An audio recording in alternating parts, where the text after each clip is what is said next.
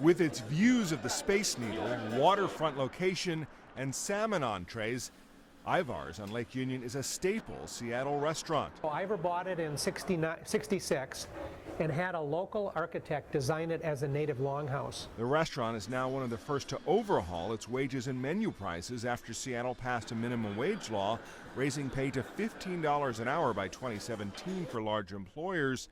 Smaller companies have 5 additional years.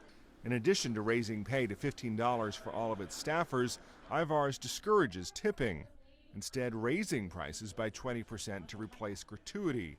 It's been a surprise.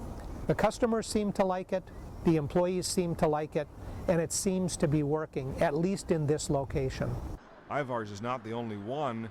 Other table service restaurants in Seattle have implemented similar changes to their menu prices and are doing away with tips, highlighting some of the first visible impacts of the phased-in minimum wage ordinance. But most businesses are taking a wait-and-see approach. A lot of businesses went into this higher minimum wage not knowing exactly what was going to work for them. Approved in 2014, Seattle was one of the first large cities in the country to tackle the minimum wage debate. The first phase took effect in April and raised the wage to $11 an hour. Other cities, including New York and Washington, are aiming to increase wages.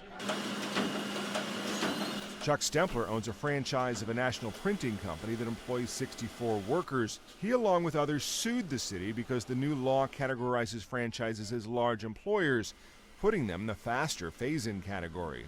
I have a problem with all of my competition being given a 3 or 4 year period where they can be substantially more competitive than I am. Stempler says he may be forced to consider automation to replace workers. Meanwhile, at Ivar's, despite the no tipping, and people are leaving a little extra. If the last 4 months are any indication, I stand to make about $6 or $7 grand more this year than I did last year and the year before that. The staff welcoming the extra cash. Matt Friedman, Associated Press.